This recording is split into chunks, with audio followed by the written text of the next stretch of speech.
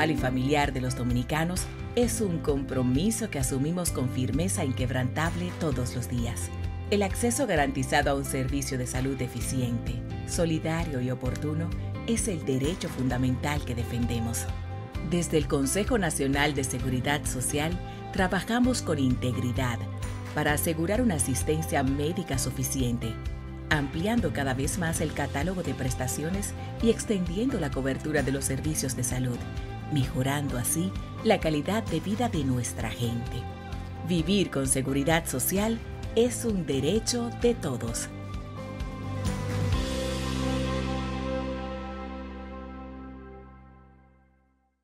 Hola, bienvenidos nueva vez a La Voz del Paciente RD. Tenemos unos días un poco ausentes por temas de salud, pero aquí estamos. El señor Lizardo nos abandona en esta ocasión, pero tenemos a nuestra superestrella que también nos había abandonado, pero ya regresó. Pero claro que el no. hijo pródigo a su casa vuelve. Gianna, gracias, bienvenida otra vez. Gracias a ustedes. Imposible hablar de abandono. Realmente este proyecto es muy mío y muy importante. Así mismo es. Porque hablar del tema de salud yo creo que es algo fundamental para todos y llevar todas esas informaciones que debemos saber, hacer nuestra y como hace justamente ese espacio, multiplicar. Así mismo es. Gracias por siempre estar pendiente y siempre repostea todo lo de nosotros y le da la campanita y le avisa, está inscrita en todas las redes porque ella es parte de todo esto. Gianna, vamos a hablar de salud, pero vamos a hablar de esta resolución, la última resolución del 31 de octubre. Sí. Del Consejo Nacional de Seguridad Social, donde hubo inclusiones importantes de cobertura. Hubo también la famosa indexación de la cápita, que eso es cada 2 años que se hace. Y también hubo un aumento en la cápita para los dependientes. Entonces, yo quiero que analicemos un poco esta resolución, porque hay mucha confusión. Sí, es la resolución 62402, me parece. Sí, esa misma es. Que el Consejo de Seguridad Social hace una ampliación del catálogo de prestaciones. Vamos a ver un poco cuáles fueron estos nuevos procedimientos que se incluyeron, para que la gente sepa cuáles son esos procedimientos que ya tienen acceso desde el 1 de noviembre. Del 1 de noviembre. Está la gigantomastia y la ginecomastia. Recuerda que la gigantomastia, había una campaña muy grande del doctor Valdés, que tiene una fundación que hacía esas cirugías gratuitas, porque la gigantomastia es un padecimiento realmente cuando la mama crece más de lo normal, sigue creciendo y se torna ya un problema de salud porque la persona la mujer que lo padece o lo vive tiene escoliosis, hace surcos acá por el sostén, tiene muchísimas situaciones y la ginecomastia, que es al hombre cuando le crece también la mama por un problema. Entonces, esta resolución aprueba la inclusión de ambos procedimientos. De ambos procedimientos. Y habla también de los antirretrovirales para VIH, tratamiento integral de la tuberculosis y cuadro básico de medicamentos, que tenemos una ampliación y unas inclusiones. O sea, es muy importante porque recuerda que VIH tuvo un gran triunfo hace muchos años con el tema de la inclusión, de la entrega de los medicamentos retrovirales, pero como hubieron una serie de situaciones con el tema de la USAID, que era el que patrocinaba esos programas, al retirarse la USAID también entonces se vio desprotegido esa población. Y la inclusión integral de la tuberculosis, se creó un programa especial con una inclusión, creo que fue de $5, que el Ministerio de Salud, para hacer ese programa para esa población que cubre la integralidad de la tuberculosis y del tratamiento de VIH.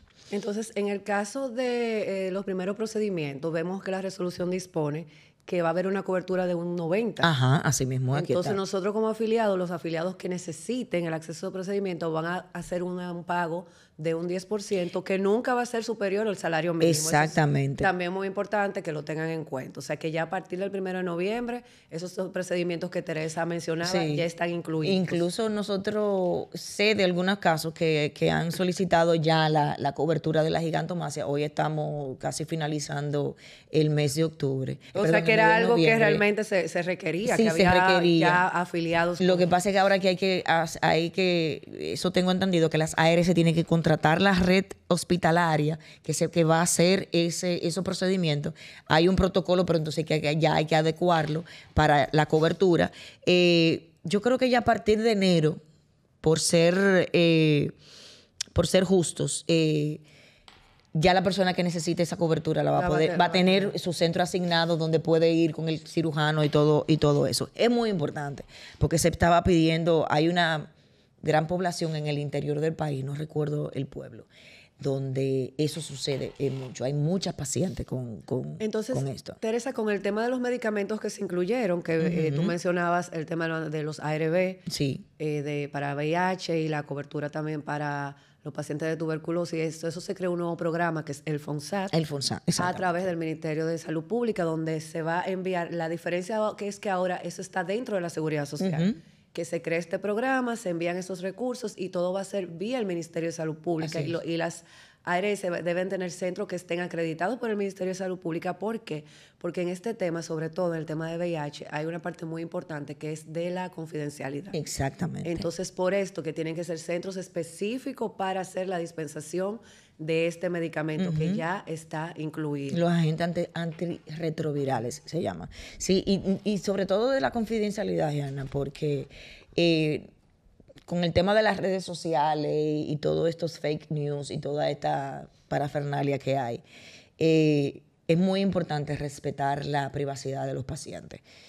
Respetar el derecho que tienen de que no sean discriminados ni marginados por una condición de salud que tiene un control, porque se controla. No, y en este caso tenemos tres leyes, porque está la 4201, que habla del tema de confidencialidad para todos los pacientes. Así mismo es. En su artículo 28 también, de los derechos de los pacientes. Tenemos entonces el caso también de la ley de VIH, que tiene también esa protección adicional, y el caso de la ley de protección de datos, que también menciona salud, la parte de salud. O sea que en ese ámbito de confidencialidad realmente nuestro país tiene para la parte de salud 2 legislaciones, porque tanto la 4201 como también la ley de protección de datos habla de los datos de salud, y en el caso de VIH, la propia ley de VIH también. Igual la ley 8701 de Seguridad Social, o sea que ese tema de la confidencialidad de los pacientes está altamente regulado. Y yo me quedé muy sorprendida porque cuando yo vi el listado de los medicamentos que se incluyeron, aparte de los antirretrovirales y todo eso, hay antidepresivos, hay insulina para los diabéticos. Ya, porque entonces en adición a este programa también con esta actualización se incluyeron otros medicamentos al cuadro básico de medicamentos. Sí, exactamente. Que hay otros que sería bueno también mencionarlos y también decirle a la gente dónde pueden ver esta actualización. Sí, yo siempre le digo a la gente, señores, tengan en su celular, porque como ustedes andamos todo el tiempo con un celular conectado, no todo es Instagram y todas esas redes sociales y otras cosas que están ocurriendo de las cuales no quiero hacer mención porque no le voy a dar publicidad. Bajen su cuadro básico, porque ahí ustedes tienen, claro. Exactamente, yo soy una que yo lo tengo en el teléfono. ¿Por qué? Porque yo puedo buscar ahí cuáles son las coberturas que yo tengo en medicamentos, en procedimientos. Si yo tengo una sonografía de mama, por ejemplo, eso no tiene tope. Tú puedes hacerte, el médico te puede indicar hasta 3 sonografías de mama por el hecho de que él está investigando algo. Claro. Entonces no te lo pueden negar esa cobertura. Entonces, todos esos medicamentos, procedimientos y todo eso, para mí es súper extremadamente importante que la gente sepa dónde. Y en el tema más de los medicamentos, porque tú sabes que siempre insistimos con el caso de las farmacias, que hay el decreto, el decreto 62412, que habla de la dispensación parcial y de los medicamentos que, por ejemplo, cuando usted va y no están todo lo que están en la receta, deben darte una copia de la receta, un formulario, para que la persona vaya a otra farmacia y no tenga que volver al médico que ha prescrito esta receta. Y también he visto los casos que te dicen, no está en cobertura, pero si tenemos eso, como dice Teresa, tú puedes revisar. Siempre decimos también, señores, que tienen que utilizar al ARS, que el ARS no es un gestor, no es un intermediario, el ARS es un administrador de riesgo y está para ese acompañamiento al afiliado. Si yo quiero confirmar efectivamente ese procedimiento, si está en cobertura, ese medicamento, yo puedo preguntar en mi ARS y tener ese acceso directo también, porque es uno de los objetos de las ARS. Tú sabes que a mí, te voy a hacer una anécdota de lo que me pasó hace un tiempito. Me llama una amiga mía muy, muy, muy querida, que ella estaba con su hija en un centro médico y le tenían que hacer una sonografía de partes blandas, porque la niña tenía un quiste que había que ver, estaba al final de la espalda, el quiste, entonces había que hacer una sonografía para saber el tamaño y todas esas cosas para ver si ameritaba alguna cirugía. Pues el centro donde yo estaba le decía que no tenían cobertura y que tenía que pagarlo. Ella me llama y le digo, yo volteé el carnet. ¿Qué di que hay ahí? Un teléfono. Llama a ese teléfono ahora mismo, que es la ARS. Muy bien. Pues ella llamó a la ARS y la ARS, al ver la negación del centro, llamó al centro y le dijo, yo se lo voy a cubrir al 100%. Dale la cobertura. Eso es súper dale importante. La cobertura. Y el centro aún así no quería. La doctora que le iba a hacer la sonografía le dijo, yo asumo la responsabilidad. Vamos a hacerle la sonografía porque yo necesito ver que tenga ese diagnóstico para saber si la niña hay que hacer la cirugía. Y al final de cuentas hubo que operarla. Y gracias a la sonografía fue que se vio. Eso que tú mencionas de poder tener ese acceso y tenerlo claro de que tenemos la ARS para eso es importante. Yo también vi el otro día un caso de una persona que llegó a emergencia y no la querían atender si no firmaba un documento. Señores, tanto por la ley de salud, por la propia ley de seguridad social, por las resoluciones de la Superintendencia de Salud y Riesgos Laborales, eso no lo pueden hacer los centros. Así es. Tú llegas en una emergencia y que si tú no firmas un documento no te atiende. O sea, lo primero es estabilizar al paciente. Exactamente, darle las atenciones. Y cada día tú ves que hay centros que tienen esas prácticas que no están permitidos. O sea, aquí hay un tema también de lo que sería la supervisión, pero eso está en varias leyes. Así es. En varias leyes y resoluciones. Tú como abogada, Gianna, ¿eso tiene una validez legal, ese documento? Mira, realmente si la persona, aunque es un documento que de acuerdo a la norma no debe ser porque se impone lo que es la atención, pero como la persona ya está dando su consentimiento, pudiera, o sea, ya firmó, el centro pudiera invocarlo en algún momento o decir que, bueno, no la atendieron porque no firmó. ¿Entiendes? Sin embargo, yo pienso que ya si eso escala, realmente no va a ser válido el documento. Eso pensaba yo, sí. Porque eso puede ser... Porque está en contra de varias leyes, incluso de la Constitución, porque hay que garantizar el derecho. Y que es una coacción. Exactamente. Entonces, como coacción no tiene validez legal, porque tú me estás obligando a hacer algo que yo no quiero hacer. No, y que realmente cuando tú estás en una situación de emergencia, la palabra lo dice todo. Es emergencia. Es una emergencia. Exacto. Entonces, realmente, ya si eso escala, que por ejemplo, que por no firmar no atendieron a la persona y la persona se complicó o falleció, ese centro sí puede tener consecuencias. Exactamente, por no darle la atención. A mí me pasó, yo no sé si tú recuerdas que te lo había comentado, cuando mi hermano mayor le dio el COVID. Mi hermano estuvo ingresado por 11 días en un centro de salud y él tuvo 5 días en cuidados intensivos. Gracias a Dios, él sobrepasó la neumonía que tenía. Y cuando le dieron el alta, a mí, como ellos no podían comunicarse con la ARS, ellos me quisieron poner a firmar un pagaré de 450,000 pesos. Ese es otro tema también. Entonces yo le dije a ellos, responsablemente, yo hoy me río, pero en ese momento no me reí, yo le dije, vamos a hacer algo. Ustedes se van a quedar con el paciente hasta el lunes para que ustedes se comuniquen con la ARS, pero por favor me le dan comida. Y yo vengo el lunes a buscar mis zapatos, porque ustedes están entregándome un zapato de lo que ustedes quieren entregar. Y yo me negué, o sea, yo hice un berrinche grandísimo y cuando yo salí, que ya yo iba caminando, me llamaron, me dijeron, no, venga, le vamos a dar el alta, nosotros vamos a... Cualquier cosa nosotros nos comunicaremos con usted, pero estaremos llamando a la ARS el lunes.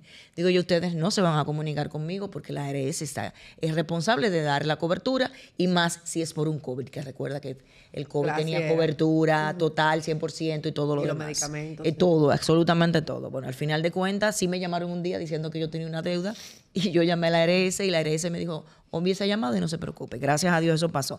Pero hay que, porque muchas veces la ARS no saben. Exactamente, exactamente. Hay que decirlo. Y y porque la gente cuando tú hablas algo de una ARS en buena lid, por así decirlo, la gente entiende que tú estás en contra del afiliado o tú estás a favor de la ARS y que el sistema no sirve. Lo que pasa es que ahí hay que decir algo también, Teresa, y es que el centro del sistema es el afiliado, pero estas entidades son las que hacen las gestiones y dan la prestación del servicio, entonces se necesitan también. Claro que sí, claro que sí. Yo no estoy de acuerdo con eso y siempre lo hemos hablado, de que tiene que haber una sola era eso. No podemos monopolizar el sistema. Eso por un lado.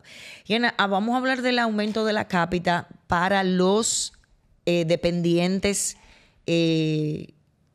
Sí, la resolución... ¿Cómo le llamamos a eso dependientes? Dependientes... Lo que pasa es que recuerda que el trabajador cotizante o sea, tiene su núcleo familiar. Su núcleo familiar donde tiene sus dependientes directos, que sería la pareja, sus hijos. Y los hijos hasta 21 años si son estudiantes.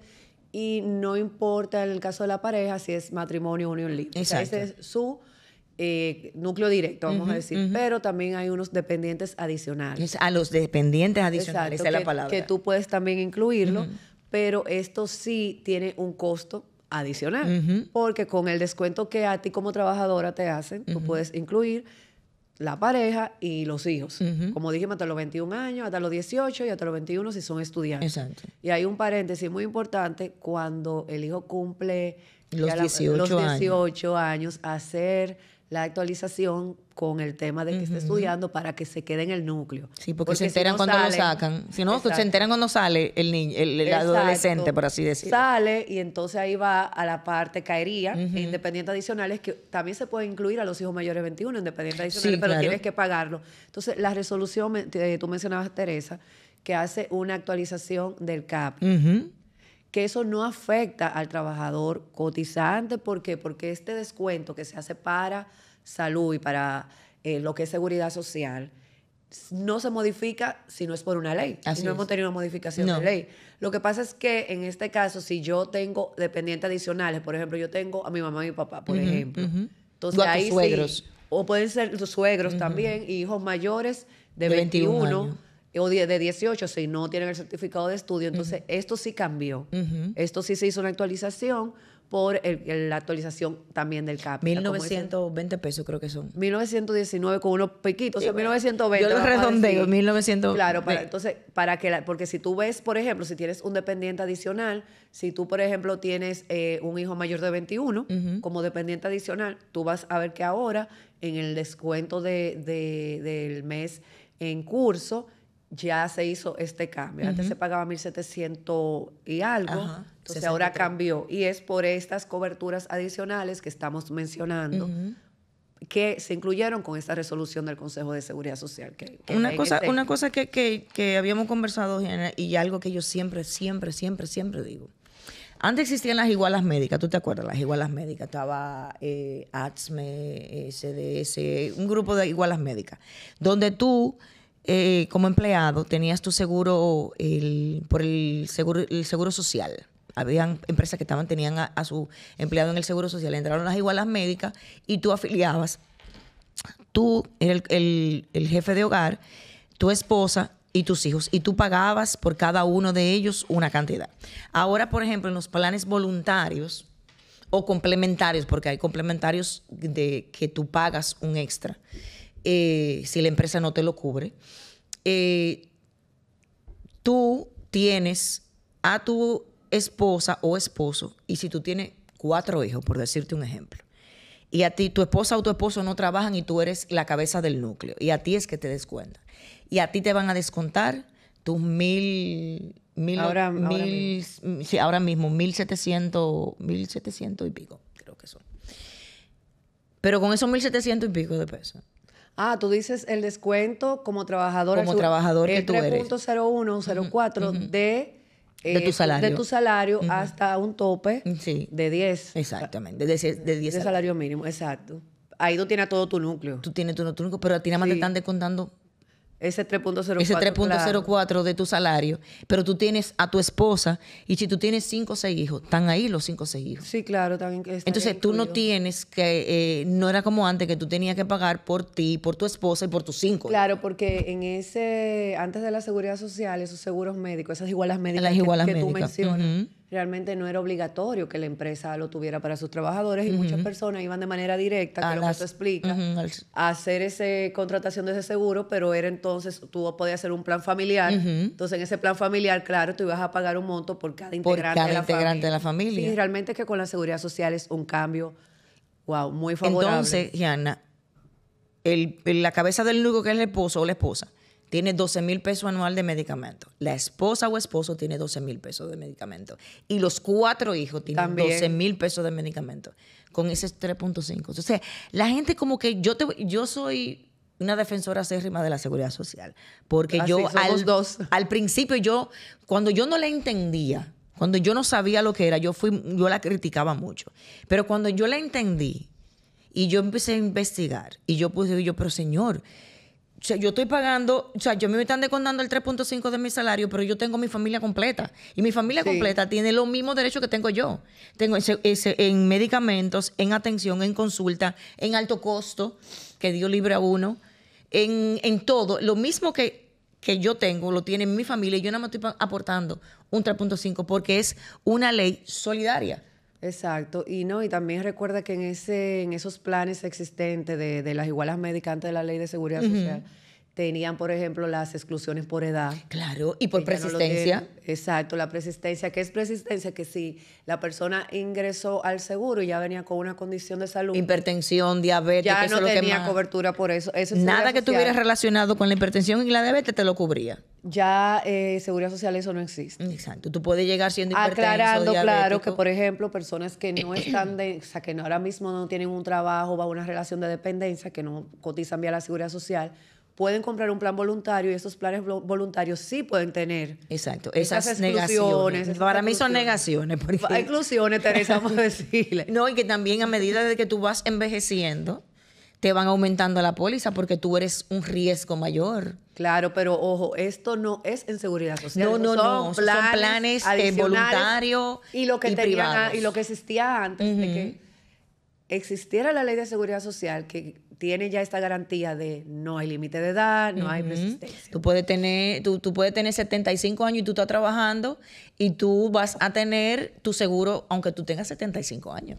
Que eso no lo hacía estas igualas. O si te lo permitían, tenía una prima diferente. Sí, una prima diferente que te tenía que hacerte analítica cada X tiempo. También, y ese seguimiento. Ese seguimiento que te daban por si acaso porque tú eras un riesgo. Entonces, ese control de riesgo es lo que... por eso se llama las ARS son eso mismo. Son administradoras de riesgo de salud. Eso es lo que son. Entonces, que no una intermediación, porque a veces la gente se confunde como que, bueno, tú eres intermediario entre el prestador y el afiliado. Realmente no. La labor de la ARS va más allá, ciertamente. Y me voy un poquito más para allá, Gianna. La ARS la ARS tiene un catálogo de prestaciones que tiene que cumplirlo. Claro. Tiene que cumplirlo sí o sí. Y si tú no te lo cumples, tú tienes instancias a donde recurrir si tú sabes que te están negando un derecho. Pero las ARS están obligadas a cumplir y dar la cobertura que están dentro de eso. Es una diferencia también con lo que teníamos antes, que por ejemplo las igualas médicas no tenían un régimen de supervisión como tienen ahora la ARS. Como tú dices, cada ARS tiene obligatoriamente que cumplir con ese catálogo de prestaciones. Obligatoriamente. Y si no lo cumple, esa es una diferencia. Ahí está la DIDA, que son las entidades a las cuales uno puede recurrir para hacer ese tipo de reclamaciones.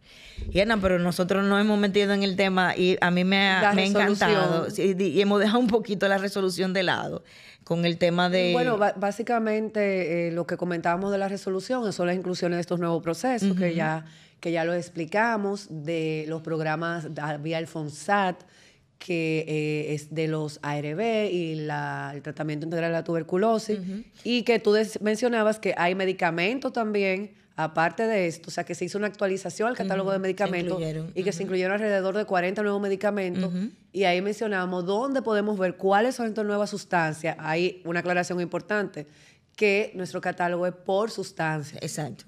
No es por marcas. No es por marcas. Es por sustancias. Y no importa, por ejemplo, la modalidad, por ejemplo, que si es pastilla, suspensión, o sea, es la sustancia. Entonces, se incluyeron, o sea, esta resolución de verdad que es muy buena y por eso quisimos mencionarla hoy en nuestro programa del día de hoy, porque realmente tiene inclusión de nuevos procedimientos, una novedad que es lo del FONSAT, e inclusión también de nuevos medicamentos. Y Ana, el aumento de la consulta, del costo de la consulta de los médicos, de 500 a 750 pesos. Pero explícanos, o sea, yo voy a pagar esos 500 o cómo, no, la Seguridad Social le paga al médico. O sea, que tiene un beneficio para el médico. Para el médico. Exacto. El médico antes cobraba una consulta, eran 500 pesos. Ahora, toda, incluyendo psiquiatría, psicología, tienen la cobertura de 750 pesos que le va a pagar la Seguridad Social.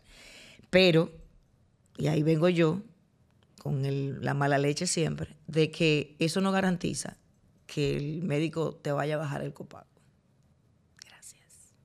Mira, el tema, no, se explica y siempre lo hablamos, porque siempre la gente te pregunta que cómo es que se va a regular ese tema de la diferencia que paga el médico. Realmente eso no está en la norma todavía y es algo de los puntos pendientes, porque sí tenemos los copagos regulados en cuanto a medicamento, que ahí se llama copago, en cuanto a servicios, que se llama cuota moderadora, pero lo que es la consulta como tal. Exacto. Ahí la sí diferencia a pagar del afiliado al médico, porque, mira, hay que ser justos, porque tampoco uno puede ser injusto en ese sentido. O sea, 750 pesos no es un monto considerable para pagar por una consulta. Pero entonces esa resolución lo que actualiza es a ese monto. A ese monto, de 500 a 750 pesos. Es amplia realmente la resolución, tiene como 10 páginas, queremos. No, tiene más. Pero eso incluye a las consultas de odontología, psiquiatría y psicología. O sea, si usted pagaba, el médico cobraba 500 pesos por la aseguradora de consulta, entonces ahora va a cobrar 750, va a recibir un pago de 750. Pero a mí me llama mucho la atención esta instrucción que le da el Consejo a la Superintendencia de Salud y Riesgo Laboral, que le da un plazo de 3 meses para hacer una propuesta de estructuración y creación de un fondo para medicamentos de alto costo. Ah, eso es algo nuevo también. La propuesta debe ser presentada con tener el costeo inicialmente con medicamentos priorizados por el Ministerio de Salud Pública. Bueno, ahora yo te voy a pedir que nos explique, porque realmente el catálogo tiene alto costo. Sí, y medicamentos entonces esto es algo adicional, priorizados por el Ministerio de Salud Pública y mecanismos esenciales para su funcionamiento e implementación. Entonces, ellos tienen 3 meses para, a partir de la resolución, para hacer su propuesta con la contención de costos de medicamento ambulatorio mediante el establecimiento de precio tope de cobertura, prescripción y dispensación de genéricos y biosimilares que tengan el aval de la EMA y FDA. Ahora tú no vas a traducir. Porque eso es un fondo que se está trabajando hace mucho tiempo, okay. Eso no es nuevo. Pero ¿cuál es la diferencia, para poder hacerte la pregunta completa, con lo que tenemos ahora en el catálogo de cobertura de alto costo y esta propuesta de este fondo? Lo que pasa es que hay muchos medicamentos, porque tenemos un DAMAC, una Dirección de Acceso a Medicamentos de Alto Costo, que está dándole servicio solamente al 60% de lo que ellos reciben, porque la gente entiende que tú vas, y me voy a salir un poquitico solamente para explicarlo, que tú vas al DAMAC y depositas tu expediente y hay que aprobártelo inmediatamente. Eso sería lo ideal, eso es lo soñado, que tu tratamiento esté en cobertura y que tú tengas fácil acceso. ¿Qué sucede? Por eso la Seguridad Social se está viendo obligada, por petición de la sociedad civil, de los mismos médicos, de que tienen que haber un fondo para esos medicamentos, pero cubiertos dentro de la Seguridad Social. Son una cantidad de medicamentos, creo que son 14 medicamentos que quieren incluir dentro de la Seguridad Social, que tienen mucha demanda en el DAMAC, en la DAMAC, porque es la Dirección de Acceso. Entonces, ese fondo se está costeando y se está haciendo. El modo de financiamiento todavía no, en la resolución no te lo dice, pero creo, por lo que he escuchado, que se va a asignar un monto específico a ese fondo y que no sé si será opcional, porque eso es lo que se había comentado hace un tiempo, de que si tú quieres, tú aportas un poquito más de dinero y tú tienes acceso a ese fondo. Así tú no tengas nunca un evento, pero si lo tienes, el evento, tienes la cobertura. Okay. De esos, porque se habla de medicamentos genéricos y biosimilares, porque hay que crear un tope. El aporte de los demás profesionales y técnicos de la salud, que es el gremio donde están representadas las organizaciones sin fines de lucro, de la cual fui miembro, y ahora está quien estuvo aquí con nosotros acompañándonos, Eduardo, fue que pidió que tuvieran los avales de agencias robustas, que no fueran agencias regionales.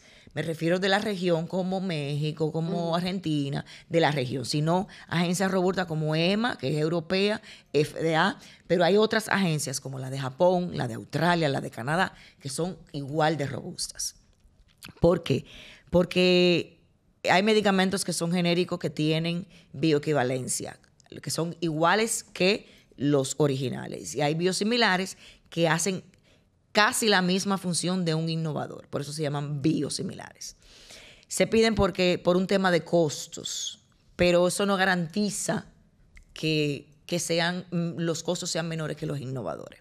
Ya eso es un tema que vamos a discutir de los medicamentos biosimilares y los innovadores. Ese es un solo como 2 programas. Sí, yo creo que son como 2 programas, porque tendríamos que traer varios expertos, farmacólogos, y yo quiero invitar a la misma industria, porque la industria la satanizan, tengan o no tengan razón, eso depende de cada quien, porque ellos lo que hacen es vender, realmente. Y lo que decía yo en El Salvador hace una semana, que estuvimos por allá en el 11º BioSummit de la BioRed Cat Foundation, que tanto los médicos como la industria, como el Estado, el actor principal es el paciente. El protagonista de esta historia es el paciente. Claro, del sistema de seguridad social completo. De todo, o sea, de todo el sistema de salud, el paciente es el protagonista y los relegan a un 5º plano, pero eso es otro programa. Entonces, ese fondo que se está pidiendo a la CISALRIL que haga los costeos, que se haga la programación de todo, de cómo va a ser y de dónde va a salir ese dinero. Nosotros le vamos a estar dando seguimiento, porque es muy interesante. Pero, ¿y ese plazo de 3 meses sería suficiente? Porque con todo lo que tú has dicho... lo que pasa es que eso se viene trabajando desde hace mucho tiempo. Que eso sería como ya formalizar. Exactamente, porque eso tiene años trabajando, eso tiene muchos años trabajando. Hemos ido a reuniones a CISALRIL. Pero y entonces lo que ya está ahora, que por eso es mi confusión, y te pedía que hablara un poco sobre eso y lo aclararas. Lo que ya tenemos ahora dentro de alto costo de la seguridad social, se queda igual. Esto es algo adicional. Entonces, ¿con qué criterios que se ve qué va a pasar al nuevo fondo y que se quedaría igual? O sea, por la gran demanda que hay de medicamentos de alto costo. Por ejemplo, en mi caso, artritis reumatoide, nosotros tenemos como 11 medicamentos. De esos medicamentos, los que tienen mayor demanda son los que podrían entrar a ese fondo. Cáncer, que ese sí tiene un abanico de medicamentos. Sí, pero hay medicamentos que no, porque tú sabes que la innovación, todo eso va avanzando, la nueva tecnología van avanzando. Entonces, en ese fondo entrarían los medicamentos que no están ahora mismo, los que están ahí son nuevos. Pero son medicamentos nuevos. O sea que... Otra duda, cada vez que venga un medicamento nuevo, la idea es que sea para este nuevo fondo. O sea, si yo solicito, por ejemplo, yo como ONG que se ha hecho, queremos que se incluya un medicamento para tal patología. Bueno, eso lo hicimos nosotros. por eso te digo que se ha hecho. Entonces, cuando se hace la solicitud al Consejo de Seguridad Social o a la Superintendencia, vamos a poner que ya este fondo nuevo que manda ahí la resolución. ¿Este nuevo medicamento sería al grupo de alto costo o este nuevo fondo? Eso sería, yo entiendo que sería al nuevo fondo. Porque bueno, pues esa es la diferencia. Exactamente, son nuevas tecnologías, son innovaciones que se están dando y que, a diferencia de los medicamentos que ya están en alto costo, estos medicamentos nuevos, por ejemplo, hay un medicamento de cáncer que sirve para 15 tipos de cáncer. O sea, ese solo medicamento es costoso. Es muy costoso. Ya si tú lo incluyes dentro de lo que es alto costo, de lo que ya existe en alto costo, entonces va a tener que subir la cápita, vamos a tener que poner más dinero, Ok. Entonces ya ese fondo... entendí cuál es el mecanismo. Exactamente. Este fondo va a ser más fondeado, por así decirlo, una parte del Estado. Sería como más fácil también poder hacer esta actualización vía ese nuevo fondo. Bueno, pues está muy interesante. Solamente medicamentos. Ya sé que de medicamentos. Porque lo que son procedimientos y esas cosas... Sigue el catálogo. Sigue el catálogo funcionando. Pero está muy interesante entonces esa propuesta. Ojalá, porque eso descongestionaría la DAMAC en la demanda, en la gran demanda. También lo que es la DAMAC. La DAMAC es la Dirección de Acceso a Medicamentos de Alto Costo, lo que le llaman el programa de alto costo. Pero eso pertenece al ministerio. Eso del Ministerio de Salud Pública. Entonces ya sería como darle como a formalizar legalmente ese acceso de medicamentos para los pacientes que estén en la seguridad social. Bueno, pues hay que tener entonces ese seguimiento. Sí, nos vamos a seguir dando seguimiento. A esa instrucción y ver cuándo sale. Sí, todo eso, porque ya inclusive se está hablando, inclusive nosotros como organizaciones de pacientes, del grupo de nosotros, estamos tratando de que se respete la no intercambiabilidad. Eso también es otro programa, pero explica un poco sobre la eso. No intercambiabilidad. Creo que es algo que debemos de ir, que la gente lo vaya teniendo como pendiente y alerta. Exactamente. Y no es un tema de que nosotros estemos patrocinados, aquí no estamos patrocinados por ninguna industria farmacéutica ni nada. Nos gustaría, pero ahora mismo no tenemos. No, pero realmente lo queremos mencionar por la importancia y los efectos que puede tener, para que la gente esté alerta con eso. Exactamente. No estamos en contra de la inclusión de genéricos y biosimilares, pero que tengan todos los avales. Y también de que exista... Y depende del tipo de paciente. Exactamente. Que exista un protocolo para hacer ese cambio de un innovador a un biosimilar, que no sea por precio. Porque a veces el biosimilar casi está a la par del innovador. Es por un tema de la adherencia al tratamiento. O sea, ya tú tienes 20 años usando un medicamento, entonces vamos a cambiarte a ese paciente por un biosimilar de eso. Entonces, para hacer eso, tenemos que robustecer la farmacovigilancia en este país. Robustecer la farmacovigilancia, porque yo siempre le digo a las personas que conozco, cuando tú vas a empezar un tratamiento, trata de comenzarlo en horas de día, no de noche. Porque si tú tienes algún efecto adverso, te puede pasar tú estando durmiendo. Entonces ahí es peor. Entonces a eso es que yo me refiero. Hay personas que tú cambian de una molécula a otra porque te dicen que es lo mismo y no te hace lo mismo. Por eso mencionábamos, depende el tipo de paciente, porque hay personas que quizás no le haga ningún efecto. No, y le funciona igual. Y le siga funcionando igual. Porque pero hay otras, entonces ahí es como la alerta y el seguimiento de eso. Porque no es que es que uno es un Tylenol y el otro es un Advil. No es eso, que tú puedes cambiar de Tylenol a Advil y viceversa. No es lo mismo, porque son medicamentos de síntesis química algunos y otros biológicos que algo complejo, claro, que son algo tan sencillo. Súper ultra mega complejos, que solamente tienen algunos hasta 18 meses de vida útil, que son los biológicos. Entonces hay una serie de parámetros a tomar en cuenta, que por favor que no sea solamente algo económico, porque realmente dicen por ahí el dicho, lo barato sale caro, pero hay cosas que sí funcionan. Y entonces lo que se tiene que hacer es una farmacovigilancia robusta, un protocolo de intercambiabilidad de medicamentos, un consentimiento informado del paciente. Bueno, esa parte es de mucha importancia, lo del qué es el consentimiento informado. O sea, que yo como paciente, cuando esté en ese proceso, esté claro y se me explique y que yo lo entienda. Exactamente, sobre todo esa parte. Porque no es que te lo digan y a veces... Lo hemos visto, que no nos gusta preguntar. Tenemos miedo de preguntar. Pero es que si la persona tiene miedo de preguntar, pero también está del otro lado la obligación de decirte. Exactamente. Y de explicarte y de que ese consentimiento informado tenga todos los pasos. Porque, señores, increíble, pero la ley lo dice de manera clara. Aunque si ustedes buscan la ley 4201, que es la Ley General de Salud, de manera clara explica todo ese tema del consentimiento informado y todas las etapas. Que no es que yo le dije, ok, Teresa, esto es lo que te toque, ya no. Es que primero, conociendo su condición de salud, sus antecedentes, todas las demás enfermedades que ella pueda tener, su edad y todo eso, tú le expliques, le dices cuáles son cada una de las opciones, tú te asegures que ella lo entendió. Exacto. Y que conscientemente dice, ok, yo quiero ese tratamiento.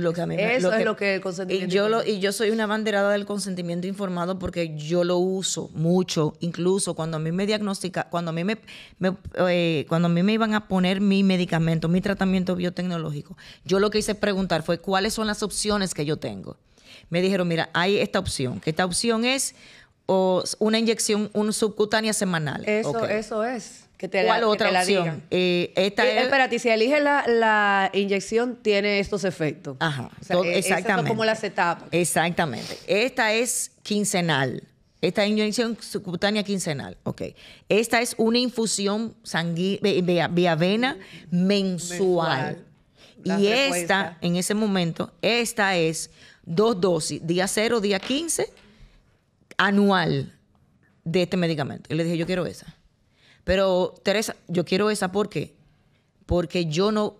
Oigan lo que yo pensaba, yo no voy a estar pidiendo permiso en mi trabajo mensualmente para venir a ponerme un medicamento. Aunque me lo den, no importa. Pero llega un momento en que, wow, no sé si yo ese día me sienta bien. No sé si tu decisión fue la que tú tenías que tomar, porque no era solo... ese no debe ser el parámetro. No fue el parámetro que se debió usar, pero yo lo usé en ese momento. Yo lo usé en ese momento porque yo necesitaba mi trabajo y yo no quería pedir y además de eso, este medicamento que yo tengo ya 16 años usándolo, gracias a Dios, yo no he tenido efecto adverso.